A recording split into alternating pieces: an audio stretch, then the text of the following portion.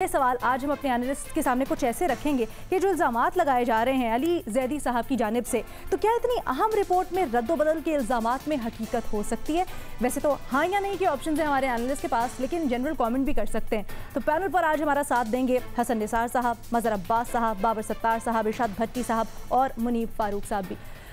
मुनीब, सबसे पहले आपकी जानिब आना चाहूँगी, क्या आपको लगता है जिस तरह के अली ज़ैदी साहब इल्ज़ामात लगा रहे बड़ी सीरियस नौयत के हैं और आवाम के सामने हक़ाइक़ अगर रद्दो बदल के साथ रखे गए हैं तो इससे बड़ी बददियानती तो हो ही नहीं सकती? बिस्मिल्लाहिर्रहमानिर्रहीम। देखिए, एक बात तो वाज़ेह है कि ये बिल्कुल क्लियर है कि अगर ऐसा किया गया है तो इससे ज़्यादा ये बल्कि बददियानती शायद हम ये एक अंडरस्टेटमेंट होगा, तो ये तो एक क्रिमिनल एक्ट है अगर उस हिसाब से देखा जाए, क्योंकि GIT रिपोर्ट्स ख़ास तौर पर उज़ैर बलोच के हवाले से अगर उसके अंदर वाकई अली ज़ैदी साहब का दावा दुरुस्त है और उसके अंदर कुछ शख्सियात के नाम आते हैं जिनका डायरेक्ट ताल्लुक़ पाकिस्तान पीपल्स पार्टी से है और वो डायरेक्ट लिंक इस्टेब्लिश होता है, तो ये तो फिर उसके अंदर एक क्रिमिनलिटी का एलिमेंट भी आ जाता है। लेकिन मुझे थोड़ी सी इस बात पे ताज्जुब ज़रूर हो रहा है कि जिन 6 इदारों की बात की गई है, अब आप अगर उनका जायज़ा लीजिए तो कोई ऐसा तो नहीं है, मतलब ये मुझे एक कॉमन सेंसिकल सी बात है कि चले आप स्पेशल ब्रांच को कोई कर सकता है, सिंध हुकूमत के डायरेक्टली जो इन्फ्लुएंस के अंदर या उनकी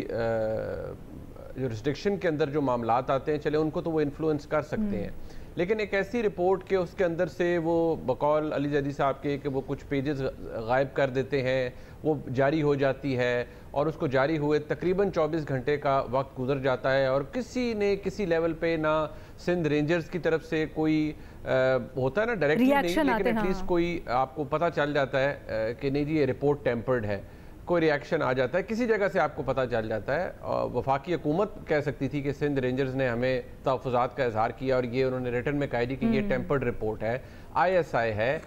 IB है,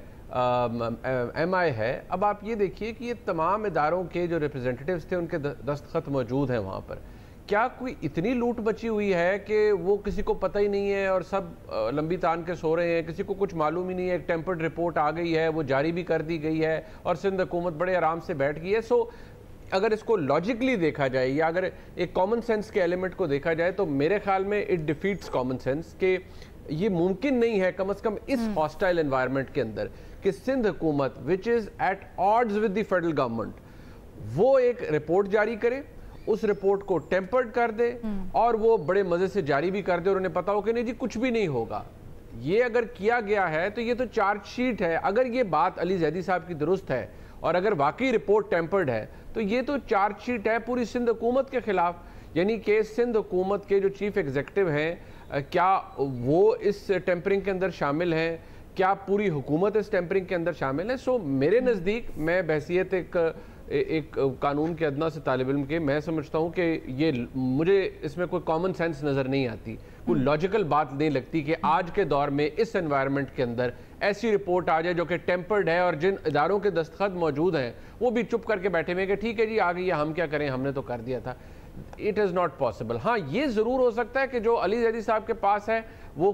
उसका एक इनिशियल वर्जन हो, जो ये आया है ये उसका ज़्यादा डिटेल वर्जन है, या वो डिटेल वर्जन हो ये पुराना वाला वर्जन है। हाँ, दैट कैन बी डन। कह रहे हैं कि पार्ट 1 है जो उनके पास है, लेकिन वो ये इसका जवाब निकाल दें, 10 पेजेस निकाल। हाँ, वो यही जवाब बताते हैं, वो कहते हैं जी इसमें से कुछ नाम हज़फ किए गए हैं, डिटेल्स हज़फ की गई।